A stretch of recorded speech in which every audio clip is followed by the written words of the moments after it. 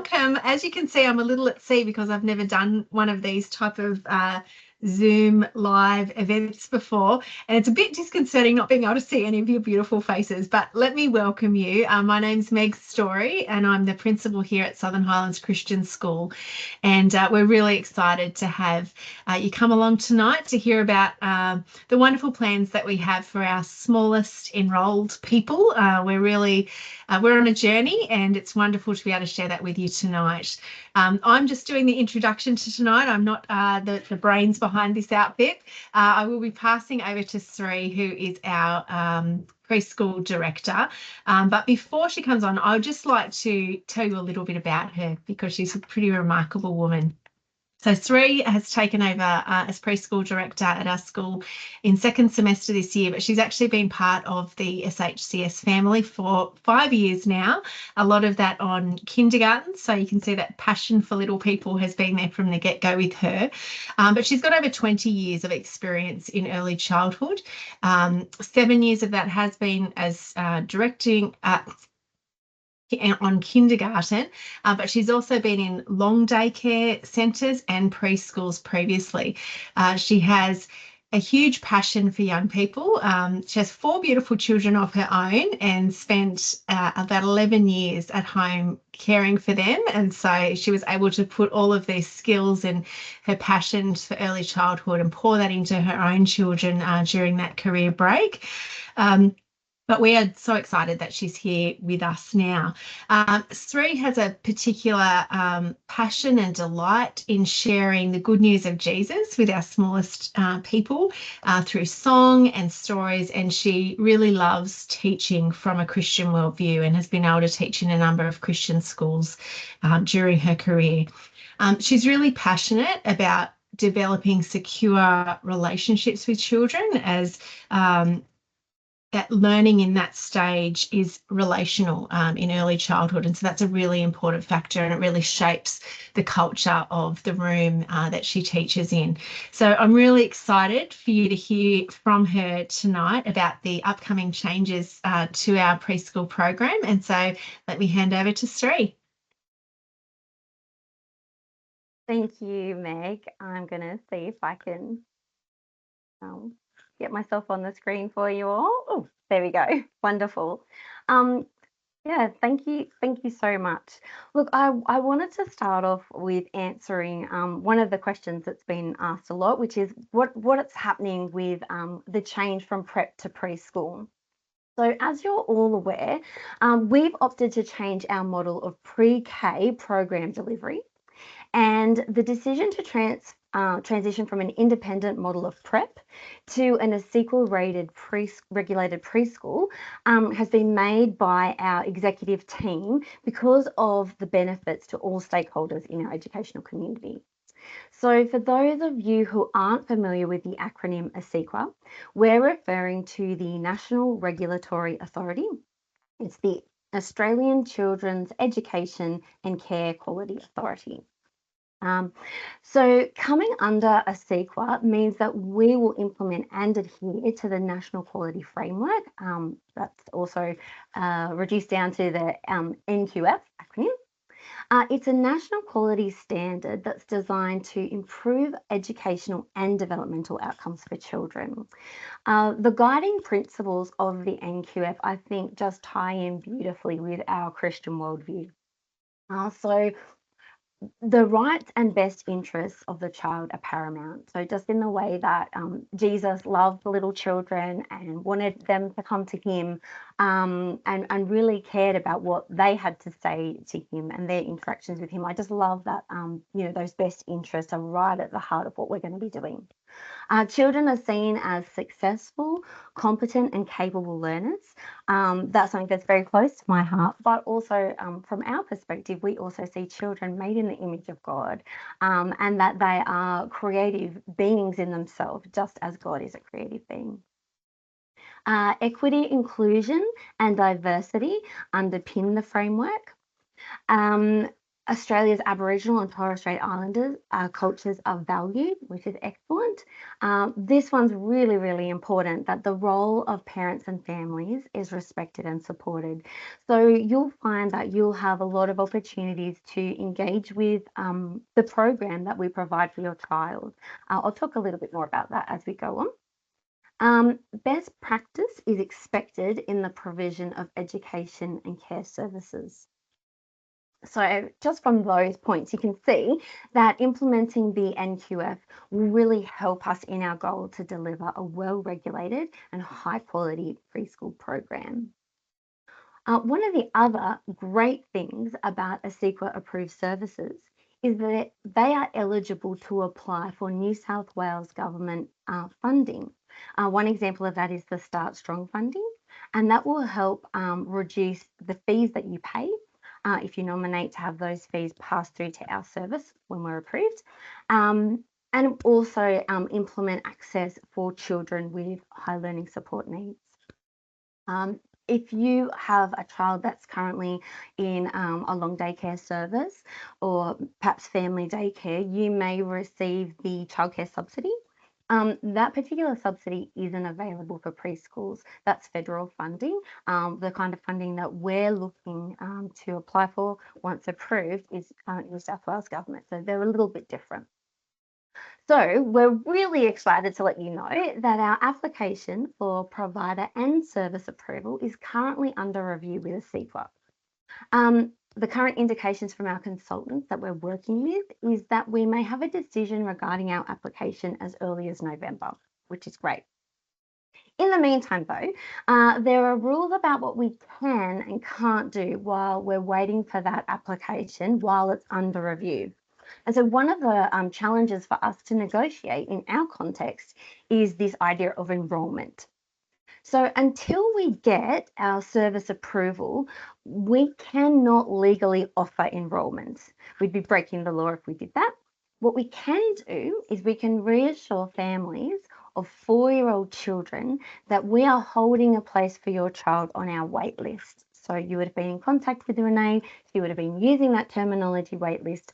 That's because that's the terminology that we're allowed to use. At this stage, very excitingly, our programs are about 70% full. We're going to be leaving that wait list open longer as we've only just begun to advertise in the last 2 to 3 weeks with our local churches.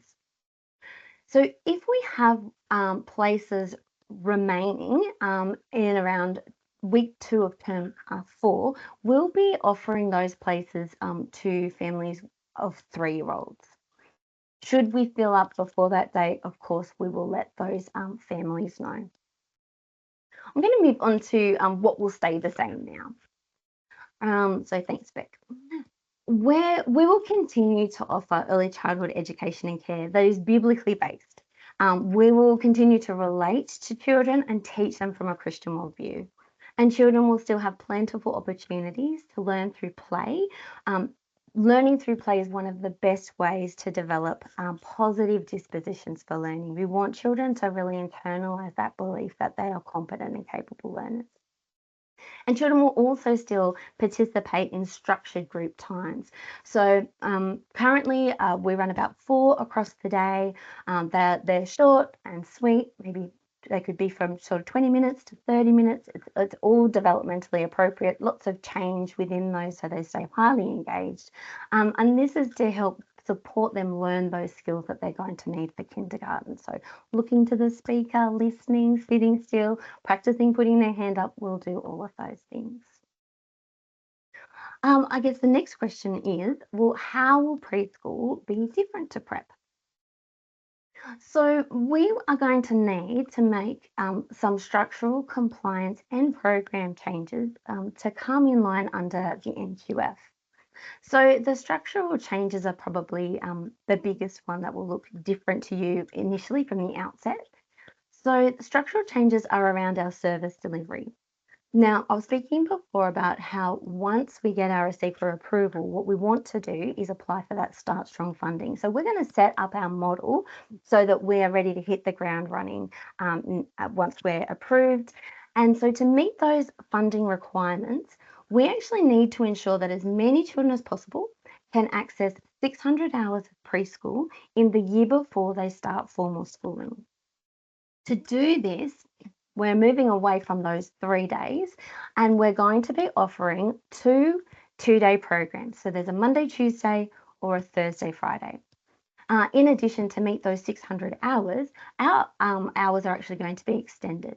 So we will be open from 8:15 to 3:45 p.m. Now, with the funding that we're wanting to apply for, we need to prioritise 4-year-old children in that year before they start kindergarten, but also 3-year-old children from targeted groups that the funding model is looking to really bring in and support. So those particular groups, and now this only applies to those 3-year-olds, so 3-year-olds from these groups. So children from low-income families, and you can find out a little bit more information about that from Renee if you're wondering if you qualify for that. Children with an Aboriginal or Torres Strait Islander background, children with a disability or additional needs, children with English as a second language, and children who are at risk of significant harm, and that's from a child protection perspective. So any 3-year-old that falls into those particular categories, one or more, would be prioritised in the same way as 4-year-olds under the Start Strong funding model. In addition to this, our organisation has decided that for any child repeating prep in 2025, we will offer that family 4 days. This is because we've actually identified that an additional year for those children is actually in their best interest. Now, because this is our first year delivering the new preschool model, we'll need to see if this 4-day option is actually something that's viable for us to continue offering as we move into 2026 and beyond. So for now, if you can just perceive that as something that we're doing in 2025 and being in our very first year, we'll know whether that's something that we can continue on with. We'll also have some compliance changes. So to meet the national quality standards, we're required to implement a vast range of policies and procedures. And I'm having the task at the moment of writing a lot of those and really researching into all the nitty gritty. So for our service will have to uphold the NQS, or the National Quality Standards, to be compliant. And I just wanted to talk about 2 examples that may sort of differ from what we've done before.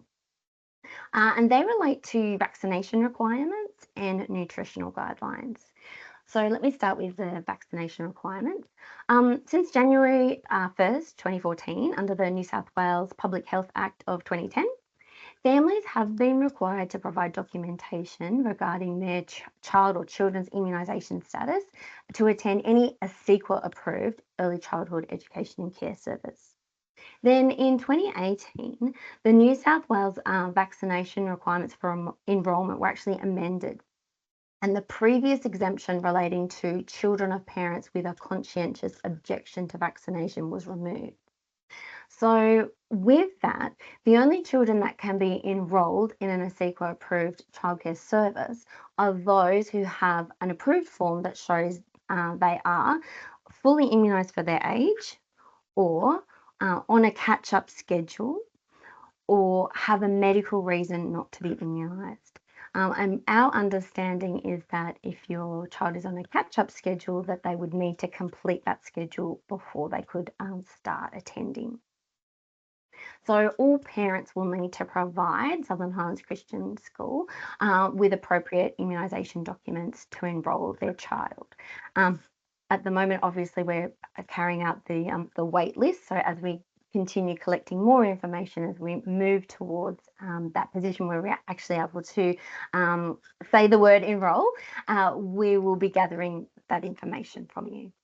And it's not just for preschools, long day care, family daycare, occasional care, out of hours school care, and preschools. Any of those services that come under ASIQA have this requirement. So obviously, with us looking towards doing that, those same rules that govern all ASIQA services will apply to ours from 2025 onwards. There's also nutrition requirements that will differ a little from what you may be used to in prep if you've had other children come through, and if you haven't, that's great. You'll be able to start with us.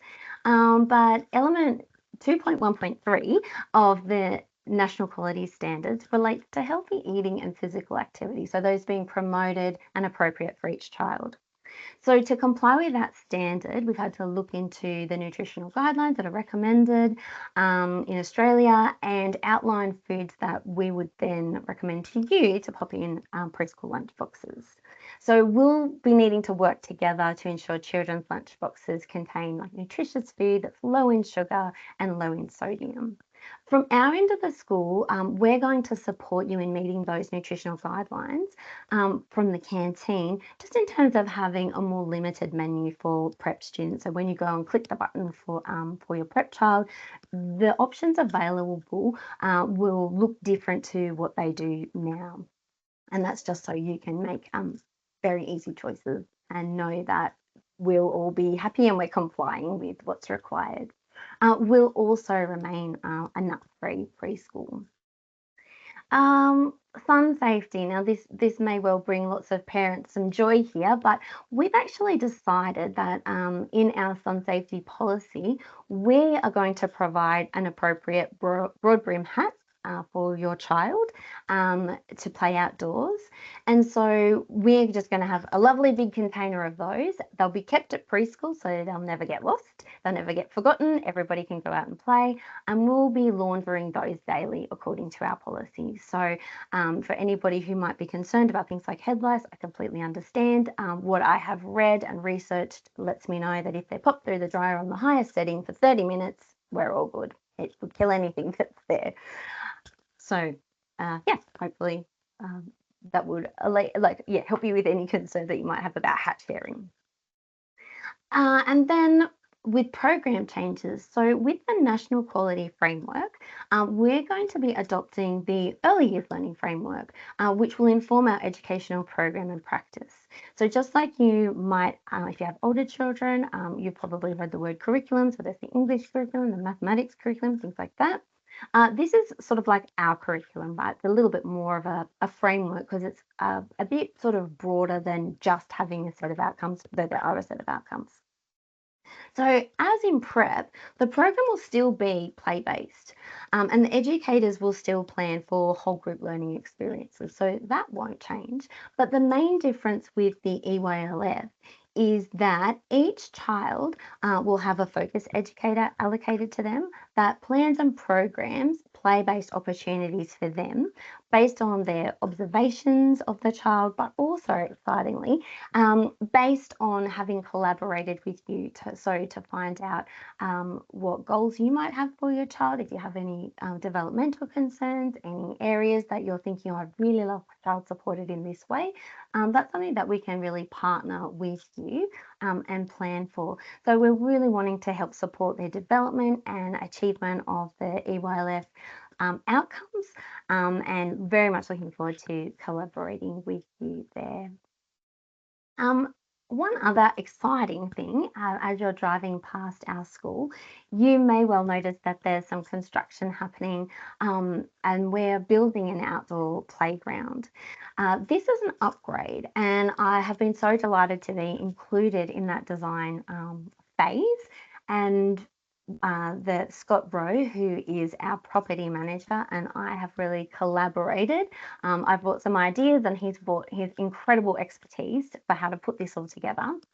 But we've designed a playground to support children's sensory integration. So we're just noticing in young children, there's a rise of sensory issues. And so there's going to be lots of opportunities for children to lift heavy loads to help them with their proprioception, to tumble down slopes, to help with their vestibular sense, and of course, all the other senses that you're very well aware of. So coordinating sight and with sound and touch, all of those things all happen very naturally for children in outdoor environments. It's just one of the best ways for them to develop that sensory integration before they start school. And we know that sensory integration is really important for learning. It helps children with their focus, with their attention span. All the physical activity that they're going to be doing in that playground is going to be strengthening their core. Children need a strong core, and we're not talking about those outer tummy muscles that us grown-ups really have to work on at our age. We're talking about the really deep core muscles, that pelvis, diaphragm, upper chest muscles. Those are the muscles that we need children to have strong, so that when they move on to kindergarten, they can hold their body up. They can sit on the floor with their legs crossed. They can hold themselves appropriately on the floor. They can stay perched in their chair without falling off, all those sorts of things. So our outdoor playground is going to be amazing. So please continue to watch this space as it unfolds. Lastly, one of the questions that you might have in the back of your mind is, well, okay, we've got some changes, so what is it all going to cost? At this stage, what we're intending to do is we'll be sending out a follow-up form for you so that you can indicate your preference for days for which 2-day program you want, whether you prefer the Monday, Tuesday, or whether you prefer the Thursday, Friday. And what we're going to do is we're going to advise you of our proposed fee schedule on that form. So our lovely business manager, Jeff, has been working really hard on pulling that all together based on 2024 data. So you'll find all of that included there. And that's all I have to say. So I think we're good to move on to any questions.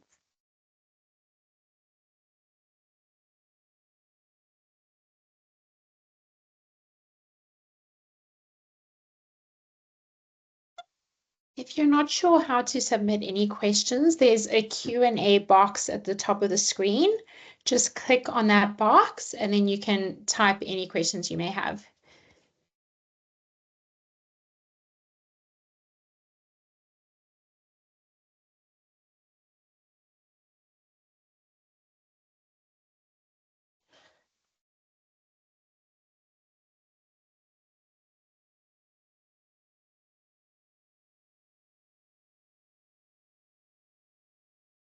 Just while we're waiting for any questions that might come in, excuse me, Renee, I'm wondering if you have any things that you think would be helpful for people to know from an administrative point of view. Is there anything that you might like to add?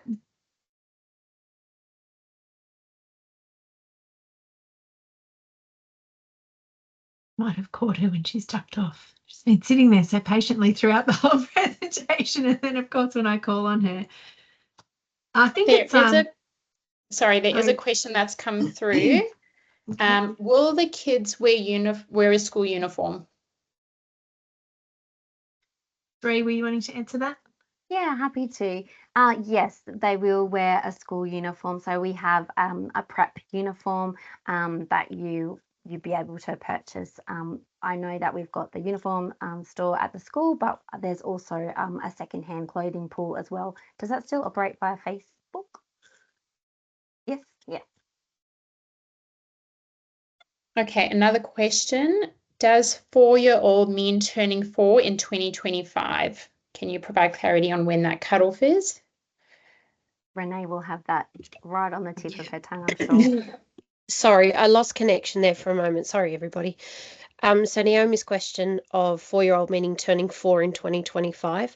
So they need to have turned 4 on or before the 31st of July of the year that they're starting in prep.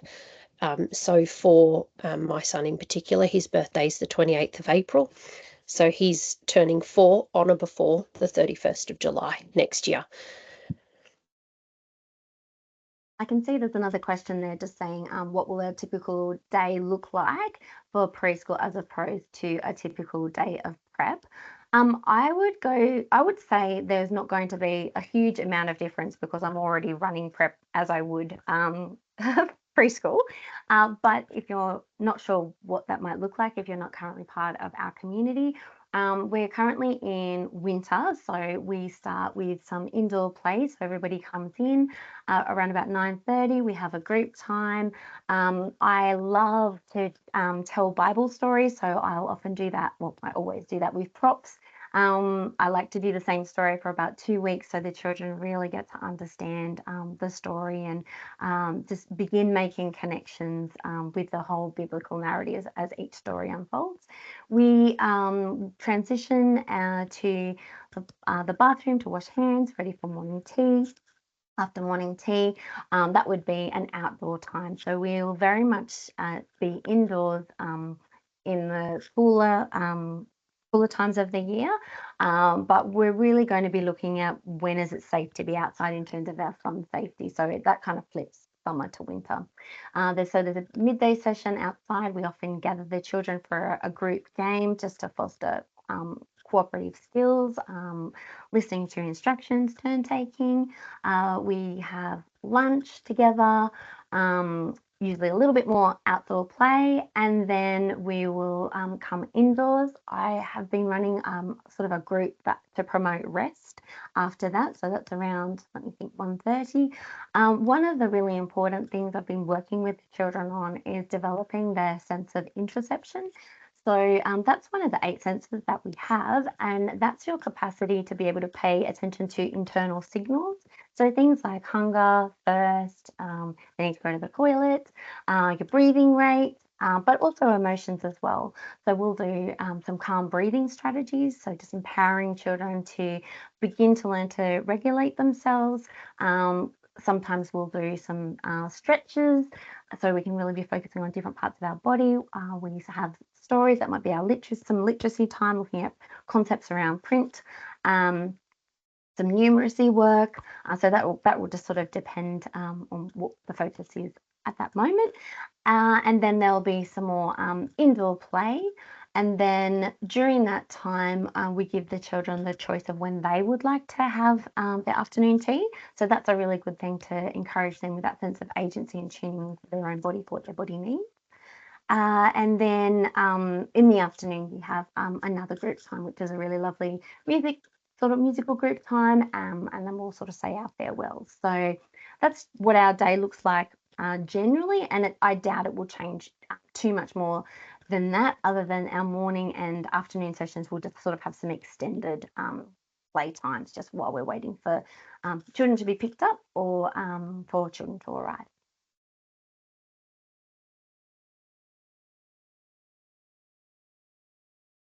That's actually a really good segue into another question that's come in to say, will the children be expected to be there from 8:15 to 3:45? Yeah, no, they will not be expected to be there. We need to offer 15 hours a week because 15 times 40 is 600. So that will get us our 600 hours of preschool a year that we are offering. So you can still fit in the drop off and pick up time with what works for your family and your child. There was another person that just asked a question below that said, just to confirm, there isn't at this stage 4 days being offered for prep 2025. Will it just be 2 days a week? So at this stage, yes, it will just be 2 days a week. Just to continue on from the 8:15 to 3:45, we're really hopeful that extra buffer will be a bit of a blessing to parents, that there might be a bit less of chaos trying to drop different kids at different times.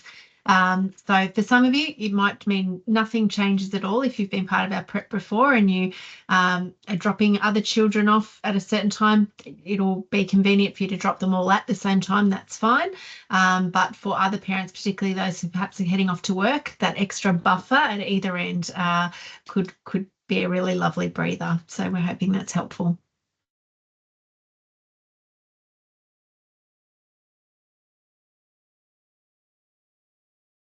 There is a question there about, will this recording be available? Yes, Rebecca has been recording this, and we will.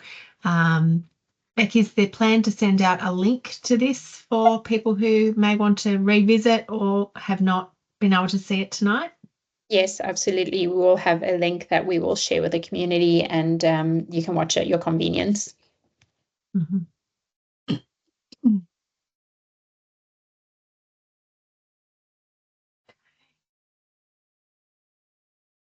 All right. Oh, is there another one? Okay. got a question about class sizes and toilet training requirements. Sri, are you happy to take this one? Yeah, sure. So at the moment, our typical class size, we think will be around 20. And we would love children to be toilet trained. That would be wonderful. We're also really understanding that there could be instances where children have additional needs or certain medical needs where that's not actually developmentally appropriate for them. So that's just a conversation for you to please have with myself, Michelle Wary, Meg Story. That'd be great.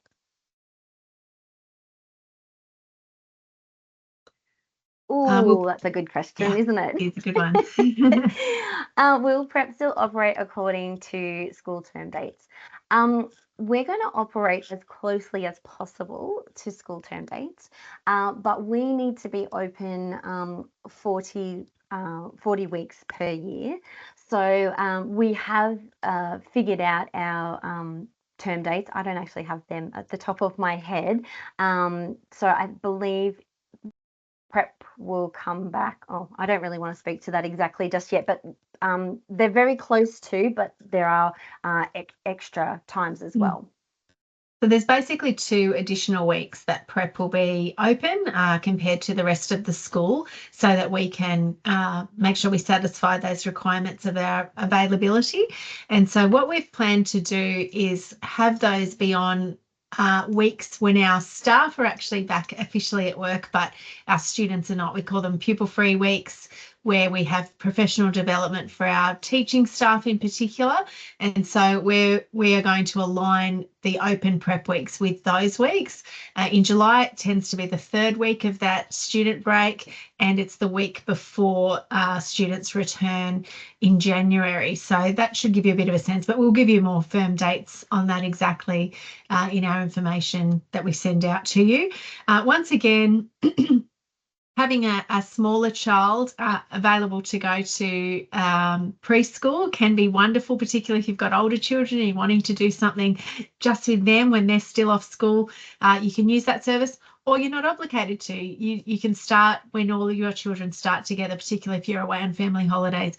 It's up to you as to when you start that, but it is available to you if you want to use it.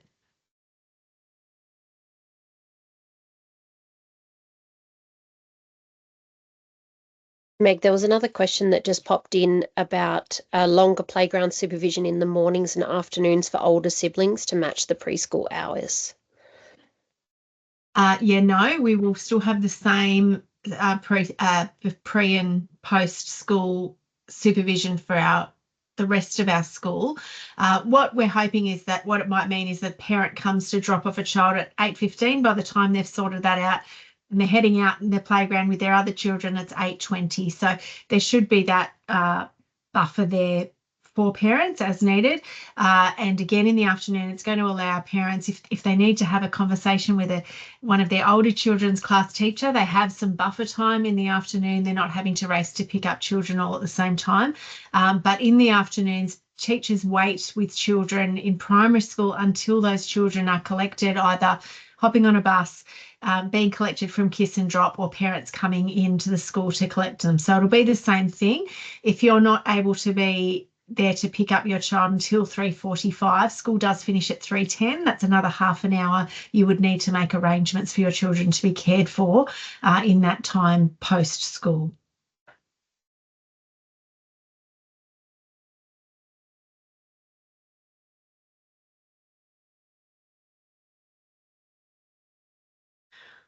Okay, I'm not sure if we haven't missed any questions, have we, team? I think we've covered them all. If any other ones come in, we'll give it a couple of more minutes.